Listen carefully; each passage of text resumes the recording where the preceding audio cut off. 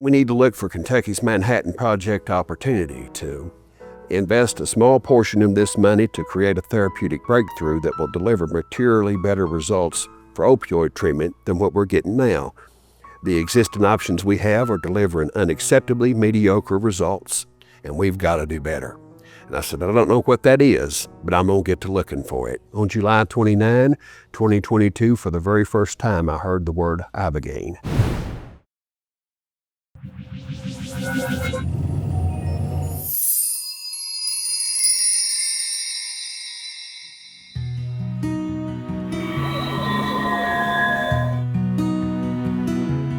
Well, I was born in the southwestern corner of Virginia, where Tennessee, North Carolina, West Virginia, and Kentucky all come together in what I call Hillbilly Corner. I was born into a working class family. I had two grade school educated papaws who were underground coal miners for 40 years in careers that began when they were about 16 years old. My dad's dad stopped attending school after the 3rd grade, and my mother's father dropped out of school in the 6th grade at the age of 16. My parents married very early, and by the time that I came along, their relationship, like many that begin in the teen years, had turned into what I can only recall as a bunch of screaming and cussing and chaos. And my grandparents took a very active role in my life, and I can remember some of my first memories with them as being taken to their house on weekends, and they would spend as much time with me as they could. Despite the tremendous difficulties that my grandparents, and in particular my grandfathers, experienced throughout their lives, they were men of tremendous strength and grace and love. And I was a shell-shocked little child. I can't remember much aside from being scared a lot. And I can remember my papaws, when I would go see each of them at their home, sometime before they'd take me back home, they'd put me on their knee and they'd say, Papa loves you, but more importantly, God loves you, and He has a special and unique purpose for your life.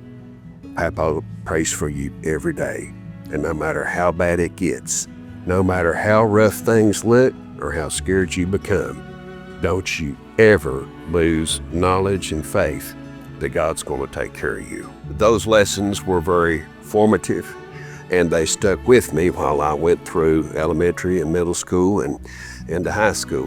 My dad, who had struggled with alcohol during the first 12 years of my life, just through sheer iron will, took his last drink when I was in the 7th grade. And I had probably the most normal years of my life between the 8th grade and when I graduated high school. Coming up in a working class family, oftentimes the metrics of success, especially if your family ain't never had anyone graduate from high school, is to become a doctor or a lawyer. I couldn't very much do math or science well, but I could write a little, read some, and talk okay. So I ended up going to law school. I had had a very idealized education about American history and civics coming up through elementary school in Lebanon, Virginia. And I was blessed to have teachers who had either been trained during World War II or who had been trained by those ladies who grew up within that generation that we call the greatest generation. I went into law school at the University of Kentucky thinking that I was going to learn how to defend truth, justice, and the American way. And probably about halfway through my first semester, all those dewy-eyed notions had been crushed and destroyed before my very eyes, because I quickly came to learn that law had nothing to do with any of those things, and that it was often nothing other than a tool that the folks who have the power to use it wield to walk all over top of people who don't have it. So I had an accidental legal career that spanned about 16 years. My first goal coming out of law school was to get a job that would keep me from defaulting on a stack of student loans that were frightfully burdensome. I took what job I could get, and that was as an associate at a law firm in Lexington, Kentucky, where I was assigned to do workers' compensation defense practice on behalf of employers within the state.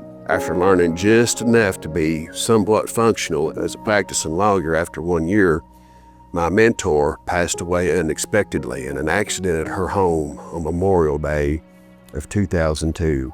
The day after she passed away, I went into my office, which was right next to hers, and The folks in the law firm were all walking around in a state of shock that this just beautifully vibrant 33-year-old woman whose name was Mary Kay Williams was no longer with us. And I can remember sitting in my own office just in a state of shock, and the senior partner, who might have said hi to me 3 or 4 times in the year that I had worked there, called my office and said, "I need you to come down here for a minute."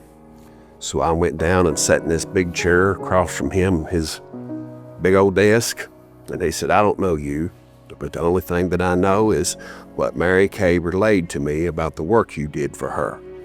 And of all the associates that worked with her, you were the one whose work she spoke about most consistently in a positive way. She's got about 300 cases in there, a large number of which come from Walmart. This is a critical client that we must anchor to this firm, so I need you to get in there and figure it out." And so I went and started figuring it out with just barely enough knowledge to make my way through a case. Over the course of 16 years, I came to represent Walmart stores, Tyson Foods, and Tennessee Valley Authority. Those practice years coincided with the onset and explosion of the opioid epidemic out of central and southern Appalachia. And the law system that I practiced within in Kentucky was one that was a political patronage system that masqueraded as a legal system.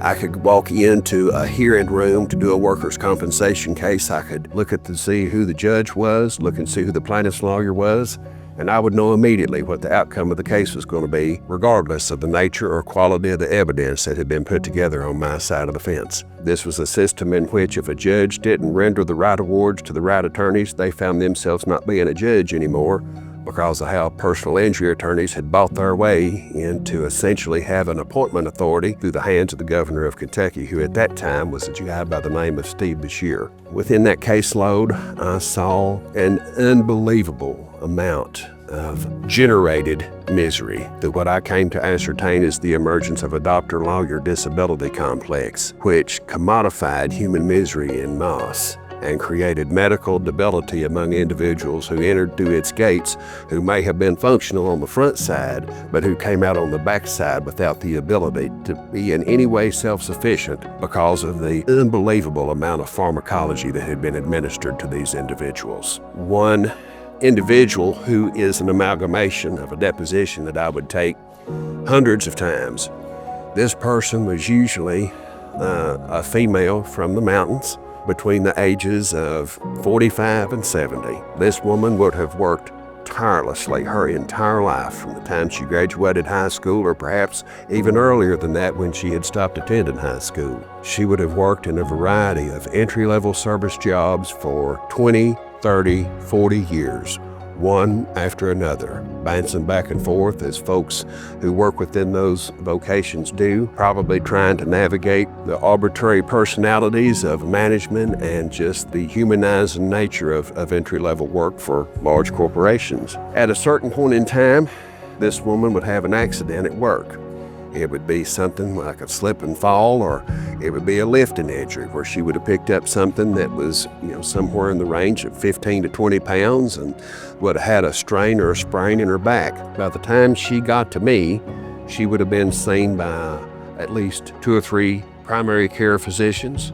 She would have been MRI'd, CT scanned, had every sort of diagnostic study run on her to ascertain why this accident, an accident from which a regular person should have been able to recover within about 6 months, had produced a constellation of debilitating pain complaints from which she alleged no ability to ever recover. She would have also probably made her way to an orthopedist or a neurosurgeon. That orthopedist or neurosurgeon would have been strategically chosen by the lawyer, and if there was any pathology, no matter how slight, to have justified the performance of an invasive surgery, that surgery would have been done with zeal and aggression. If the surgery did not produce the desired outcome of symptom relief, which it almost never did, then the individual would have made her way to a pain clinic where she was put on a lifetime regimen of high-powered opioid medications to essentially anesthetize her to her grave. I would take this woman's deposition, and in my early years of practice, I thought that I was being scammed, because I would always very patiently and kindly ask the woman to describe her accident, usually something that was minor, and then I would ask her to describe her pain symptoms. And she would proceed to just assert that she could barely get herself dressed, brush her own teeth, or make her own food because of how much intractable pain she was experiencing. And then I would pull out the medical records of diagnostic studies, of images, of evaluations from physicians who were not part of her treatment network, all of which established that there were no objective physical findings to explain the nature of her pain complaints. And as I would go through and methodically ask if she was aware of each and every medical study which failed to reveal the existence of any injury pathology, this lady would inevitably begin to cry. And she would say, "Mr. Hubbard, I don't know what's wrong with me. I'm not a doctor. The only thing that I can tell you is, from the time I open my eyes in the morning until the time I go to bed at night, I hurt from the top of my head to the bottom of my feet. And it is all I can do to make myself get out of bed each and every day." I saw this so many times and across such a variety of communities and over such a duration of time, I came to conclude that these women were not in any way trying to scam me or to rob their employer or to put on a dog and pony show to get a personal injury check. These women were experiencing true, legitimate pain. But the pain that they were experiencing was rooted within their heart and within their mind. Because after working tirelessly, ceaselessly for decades in entry-level jobs, they had come to the end of hope that they would ever have a chance at living any kind of life whereby they could be assured of their own personal dignity and autonomy. And they were broken. And that brokenness of heart and mind came out through a manifestation of tremendous physical pain that they could not overcome. And rather than addressing their concrete reality, they were sucked up into a personal injury lawyer vortex, which saw them receive a debilitating level of pharmacology, which assured that they would never be able to return to productive life ever again. And they did so in partnership with physicians who knew well that much of their medical treatment had to do with the cultivation of permanent pharmacological dependence and a patient who they could use as a mountable revenue unit through their practice for the rest of that patient's life. Through a connection to an expert that I had utilized within my caseload, I ended up being connected to the administration of then Kentucky Governor Matt Bevin, and was interviewed about my knowledge of the Social Security disability system in the state. I didn't know much about it other than the fact that it and workers' compensation litigation went hand in hand. But they were looking for somebody who could come in and understand the impact of the Social Security disability system on Kentucky, and who could tell them why the state had the second highest percentage of its population in the country receiving that benefit, only behind West Virginia. And they said, "We would like for you to come in and evaluate it and tell us why things are as they are and if there's anything that we can do about it." The Social Security disability system, while a federal program, is administered by each individual state to its own state's workforce. I had come to loathe every single day of law practice. I had come to loathe that pretty early on. So I was very pleased to be able to be raptured out of that miserable professional existence and to be put in a place of leadership where perhaps I could make a positive difference at scale. I assembled a team, and over the course of 6 months, we conducted a 35-year retrospective study of the impact of the Social Security disability system on Kentucky. And some of the realities that we uncovered were truly breathtaking. Between 1980 and 2015, Kentucky's population grew by 21%. Enrollment in the Social Security disability program grew 249% over that same time frame. The enrollment of children in that program grew 449% over 35 years. When the state began tracking the issuance of prescriptions through its Medicaid system in 2001, prescriptions for either opioids or any habituating psychotropic, we were able to compile de-identified data which tracked prescription issuance trends between 2001 and 2015. We discovered that for every single SSI adult in Kentucky, the issuance of opioid medications grew 210% from 48 doses per SSI adult up to 148 doses of opioids per SSI adult. The issuance of habituating psychotropic medication to children grew 168% from 257 psychotropic doses per SSI child all the way up to 475 psychotropic doses per SSI child. My first month on the job, the federal administrator of the Social Security Disability Program in Kentucky paid what they called the home office visit. And I wish that I had recorded that meeting. I assembled the office's management team, and in her very first words, this individual gave me a gift, and that gift was the truth. She said, "Folks, claims are down, and that's bad, because claims equal budget." The Social Security program for disability comprises 16% of that program's benefits, but it consumes 45% of the Social Security Administration's administrative outlay. What I came to learn was that the Social Security disability system thrived upon the expansion of an ever-growing enrollment pool of dependent individuals whose lives, by way of life expectancy and quality of life, as measured by their ability to ever engage in any productive activity again, were substantially diminished because of the way in which that program functioned. With an administration change in the election of 2019, I went to work in the Kentucky Attorney General's Office of Medicaid Fraud and Abuse Control. This was a law enforcement office which investigated and prosecuted medical providers for fraud on that system, as well as for the abuse, neglect, or exploitation of any Medicaid beneficiary. When I got in there and examined the caseload, I saw that we had a number of medical providers under investigation who were essentially white-coated drug dealers, fomenting Suboxone diversion from one end of the state to the other under the auspices of legitimate medically assisted treatment through the state's Medicaid program.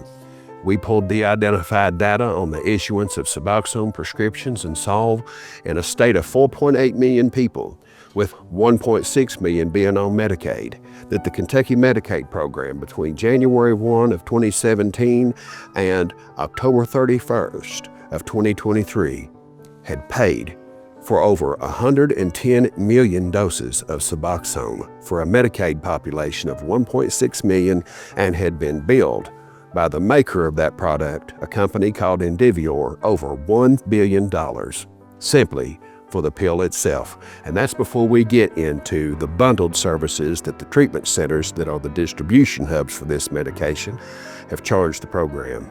Because of the reputation I had acquired in my years of service as a no-nonsense, get-it-done public servant, I was recruited to be the first chairman and executive director of the Kentucky Opioid Abatement Advisory Commission. The Kentucky legislature in 2021 set up a system whereby this commission would oversee the distribution as well as the oversight of almost $1 billion in settlements that the state of Kentucky had achieved with opioid manufacturers and distributors for their role in the creation and perpetuation of the opioid epidemic. Half of that money was coming to the commission that I was to run for direct distribution, while the other half was going to the counties, cities, and towns to fight the opioid epidemic. The commission had an oversight responsibility with the administration of that money. When I was first approached about the job, my response was, "This is a very treacherous opportunity. Unfortunately, for as beautiful as Kentucky's people and geography is, her political system is ugly and has historically been one of the most corrupt in the United States, second perhaps only to that of Louisiana." I told the office that I had no desire to see this money, which was blood money, be frittered away by the usual suspects or picked clean by the usual vultures who gather at the wagon for these sorts of opportunities. And I told them that if they would allow me to run the commission in a way that was accessible to the average Kentuckian, and especially those grassroots community-based organizations that are in the trenches fighting the opioid epidemic, that if they would also allow me to run it transparently and accountably to the people of the state for our results, that I would take the job. They said, "We'll back you," and so I did. Our very first order of business was to hear from the people of the state as to the priorities the commission needed to focus on based on their observations and experiences of the impacts of the opioid epidemic right in their front yard. We conducted 20 town halls across the state, between September of 2022 and April of 2023. We heard from thousands of Kentuckians on Tuesday nights between the hours of 6 p.m. and whenever we wrapped up. We would give about a 15-minute technocratic presentation about the commission and its role, and then we would turn the floor over to them. And what we heard in every single community was a tremendous outpouring of just total despair over the destruction that they had lived with, had coped with, and had suffered through over the preceding 26 years. These outpourings were accompanied by an absolute assertion that these communities and the people within them had no confidence in government's ability to address their anguish with any competency or honesty. So I recognized that we had a hill to climb if we were going to be relevant and establish some public trust within the process of delivering some consequential results to combat the opioid epidemic at home. When I was interviewed for the job, I was asked to set forth what the commission's priorities needed to be, and I named a couple, and I said, this is one-time money. We're getting $842 million over 15 years.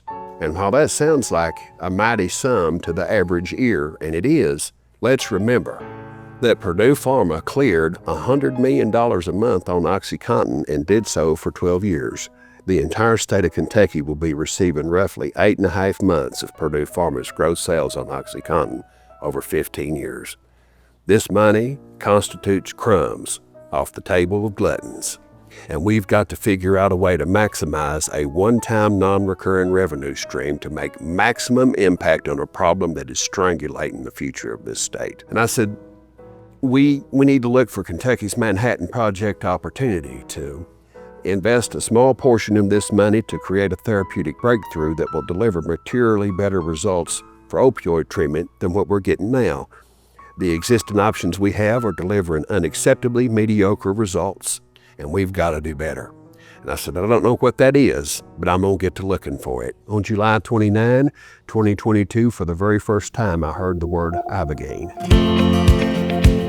This touched off a second, off-the-books, 6-month full-time job, where the only thing that I did was engaged in critical examination and expansive due diligence research about a psychedelic compound that sounded too good to be true. And after this 6-month process, I came to conclude that indeed, Ibogaine represented Kentucky's Manhattan Project opportunity to develop a therapeutic that has the singular ability to resolve physiological substance dependence within 36 to 48 hours for 80% of folks who receive but a single treatment. That number goes up to 97% for individuals who require a second dose due to the lack of full resolution of their withdrawal symptoms after that first treatment. Ibogaine also, according to those who have received it for substance dependency, restores an individual's perspective on the ownership of their life, whereby they know their destiny is one that will be defined by choice, volitional choice, rather than by a compulsion that imprisons their ability to exercise free will. And then finally, and for me most significantly, I came to conclude after those years of practice in workers' compensation law, as well as looking at the dynamics of the opioid epidemic through the lens of the administration of a massive government system, at the heart of trauma and addiction is profound spiritual affliction. The most powerful component of Ibogaine is its ability for many people to affirm the reality of our identity as spiritual beings who are made in the image of an eternal creator whose essence is almighty, unconditional love, and who has a special and unique purpose for our life. In the absence of that knowledge, anyone who has never felt the existence of their soul is doomed to despair. And so, with a conclusion that those three realities were indeed authentic and legitimate, on May the 31st, 2023, I announced from the perch of the Kentucky Opioid Commission that we would explore the possibility of setting aside $42 million, 5% of the state's total settlement, to create a public-private partnership that would fund Ibogaine's development through the FDA's drug approval process. We conducted 3 extensive, high-profile public hearings on the matter that were of congressional quality. The first focused on the science, The second focused on the lived experiences of 24 individuals who were bound for the graveyard before their march was interrupted by an Ibogaine treatment that restored them to a status in life that they never perceived possible when they were in the depths of addiction. Our final hearing, at the request of the University of Kentucky, which opposed this campaign from the get-go, examined the question of whether the FDA would even bother to approve Ibogaine because of what is known to be a very definite and serious cardiac risk that accompanies the treatment. Ibogaine must be at all times administered in a clinically controlled medical setting, because if it is not done properly, it can prolong what is called the QT interval, which is the time in between an individual's heartbeats. If a person receives too much, though a stimulant, Ibogaine will stop the heart, which means that there must be careful screening and cardiac monitoring throughout the treatment process. When we got to the question of whether the FDA would approve, we were fortunate to have the testimony of Dr. Javier Munez, who at the time was the Scientist General for Controlled Substances Research at the FDA, as well as Dr. Walter Dunn, who sat on the FDA's Board of Neuropharmacology. Both of those gentlemen began their testimony with the flat-out assertion that any notion that the FDA would deny a clinical trial with Ibogaine because of its cardiac risk as a prima facie disqualifier was absolutely and completely untrue. That the question of Ibogaine was not the existence of risk, but whether that risk could be safely mitigated. And if developers could demonstrate that Ibogaine's administration could be done safely and effectively, there was no reason why the FDA would not approve a trial for it, just as it approves trials for other drugs that carry substantially higher cardiac and other attendant risks that often merit what they call the issuance of black box warnings about the potential lethality of those things that are already on the market. With those 3 hearings out of the way, the Commission was prepared and ready to vote to approve this revolutionary project. We had but one last step of due diligence to take, and that was to recall Dr. Nolan Williams, who had participated in our first hearing, to come back and testify about findings that were due to be released by the journal Nature Medicine at the beginning of 2024 that would affirm that not only does Ibogaine have profound addiction interruption properties, but it represents a dramatic opportunity to advance the field of neuroscience around the brain that is unparalleled due to what we now know, its dramatic neurorestorative effects on the human brain itself. There was a general election in Kentucky in November of 23, and the Attorney General who appointed me rotated out of office.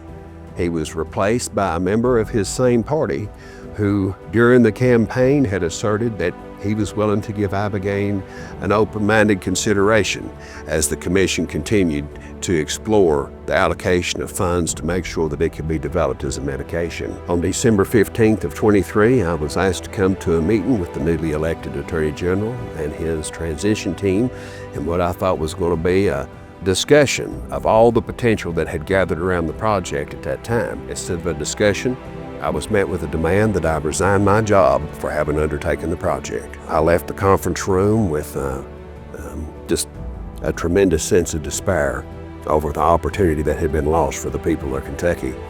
I knew that I would find a job, but given the termination of the project and everything that had gathered around it, there was no question that the people at home had been robbed of a very precious opportunity to lead this nation as the epicenter of this epidemic that has long been at the back of America in a transformation of how we address substance use and mental health in American society. Thankfully, an individual by the name of Rex Elsass, who is the founder of what's called the Reed Foundation, based in Columbus, Ohio, had been following the Commission's work from the time of its announcement in May of 2023. The name Reed is an acronym which stands for Reaching Everyone in Distress.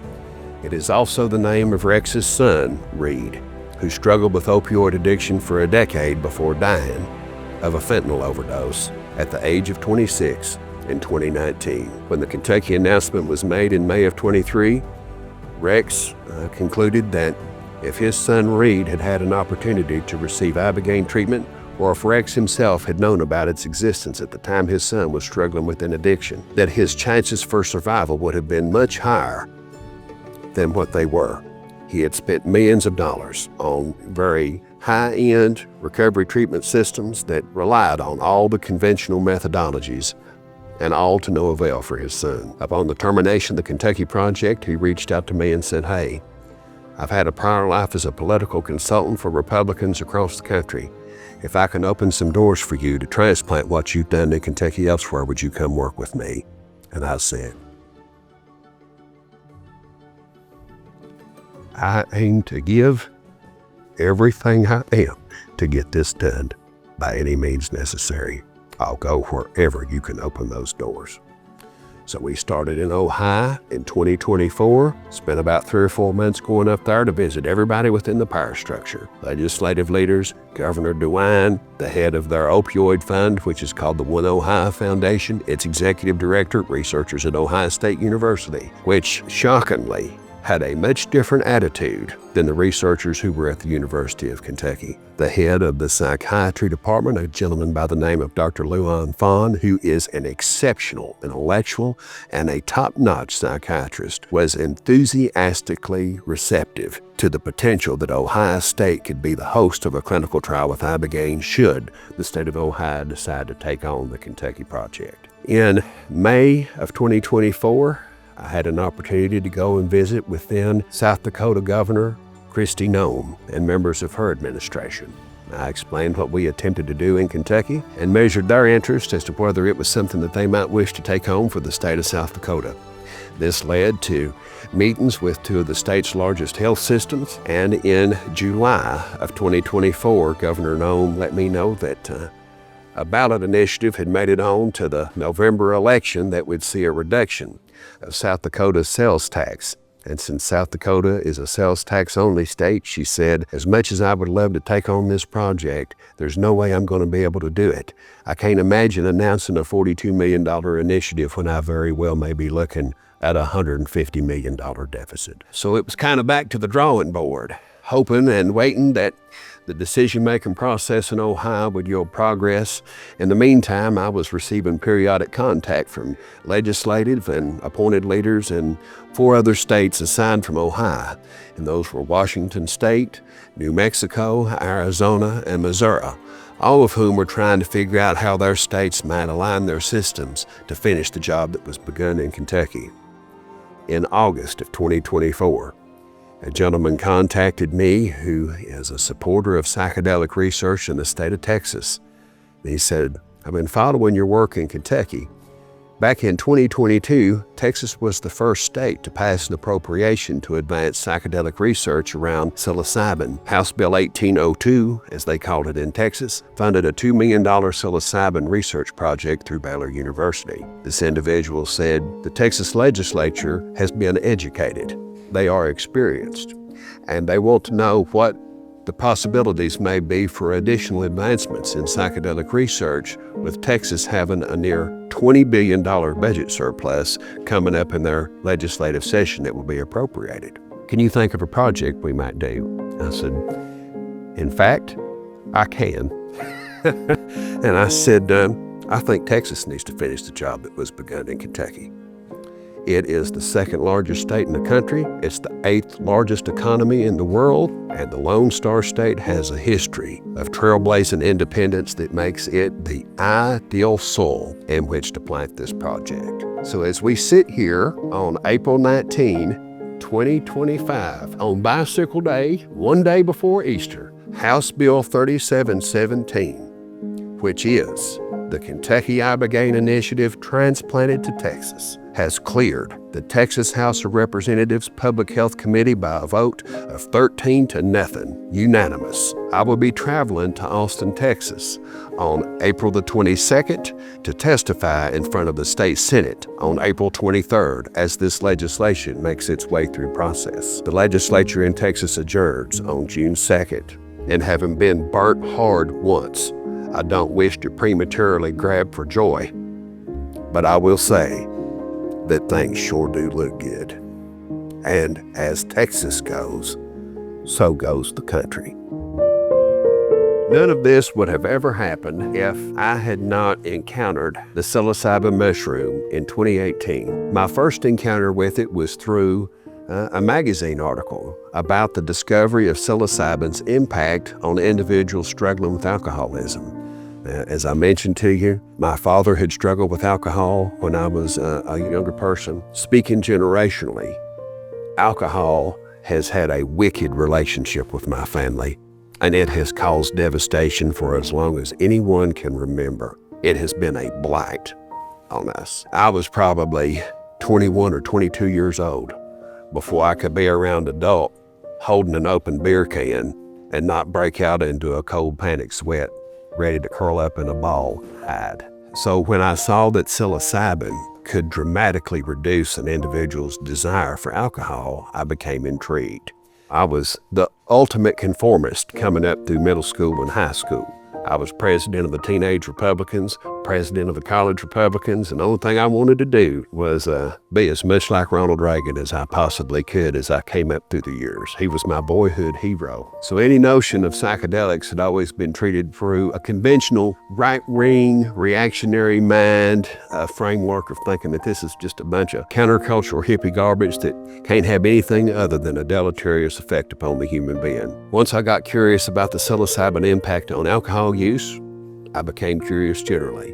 And a friend of mine had a sister who I would describe as an underground shamanista, a very interesting and eclectic individual, but one who was filled with love and beautiful intention. July of 2023, I had my first psilocybin journey. It was a mild 3-gram experience. It gave me enough to knock on the door to understand what might be on the other side, and I became even more intrigued. So between July of 18 and the fall of 2022, I probably had 8 to 10 additional psilocybin journeys of various intensity. I believe I went from 3 to 5 to 6 to 7 to 10 to 13.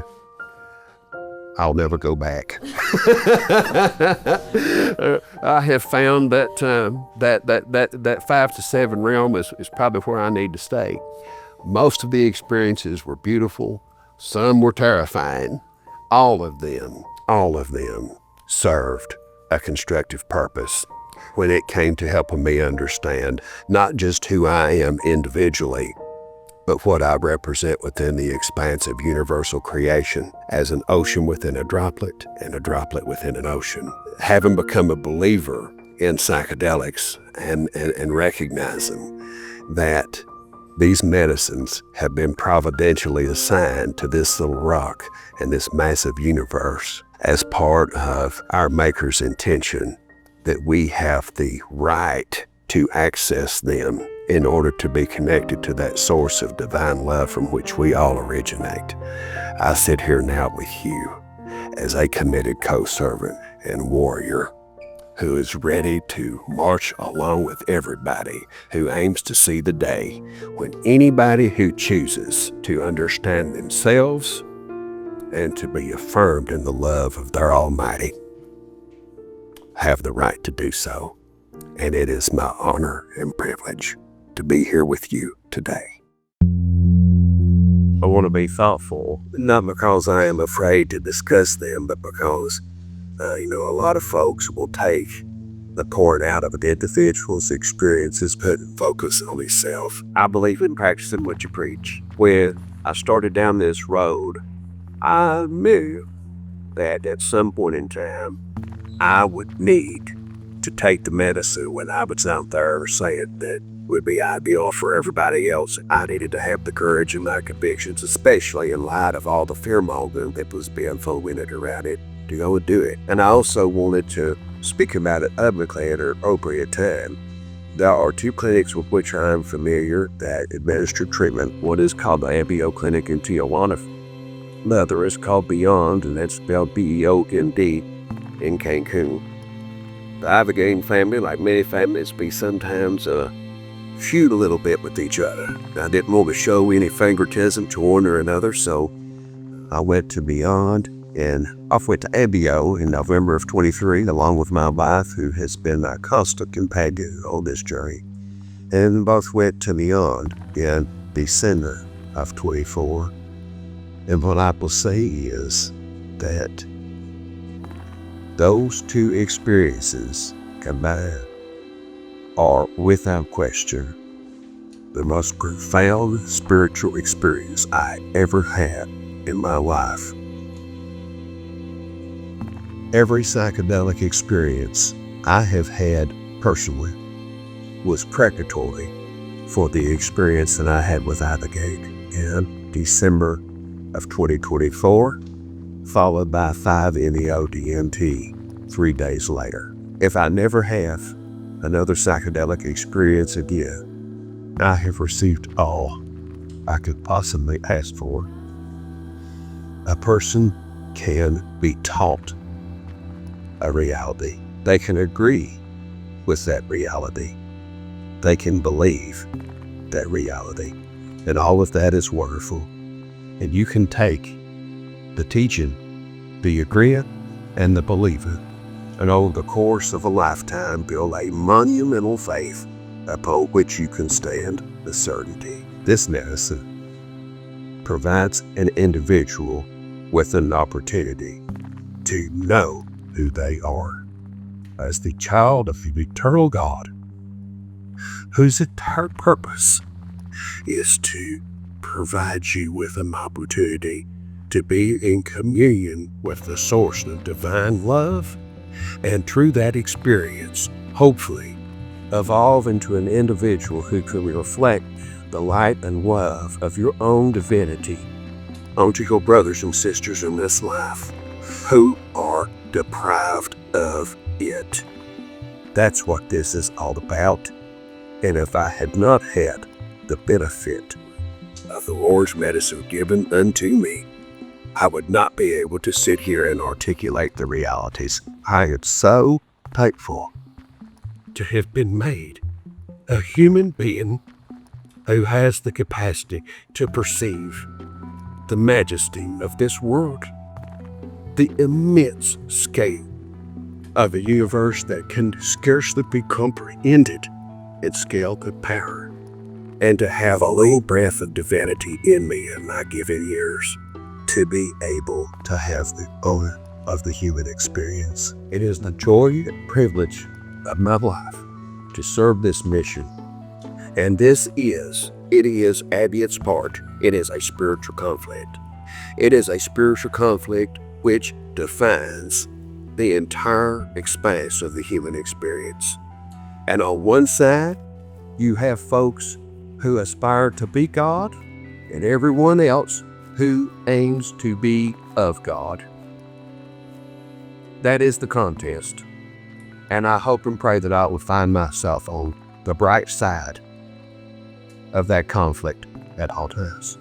While I speak often in terms of my faith and my belief in the Almighty, I want to acknowledge that the greatest gift, the most sacred gift given to us, is the gift of free will. And within that gift of free will is the sacred right to not believe. The history of man-made organized religion in human society is one of tremendous cruelty and brutality that has oftentimes canceled out its more virtuous attributes. And while I am absolutely persuaded of a sentient, eternal being from whom we all flow, anyone within our community who dissents from that perspective and does not align with the viewpoint that I have expressed is to be honored for the exercise of their sacred right of non-belief. And regardless of whether they believe it or not, I see them as an image of that loving Creator, and I would wash their feet as much as I would anyone carrying the cross in public. Thank you so much, Lord.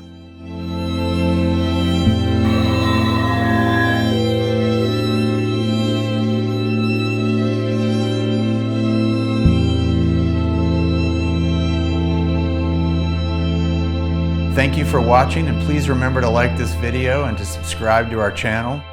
For more information or to make a donation towards our cause, please visit our website.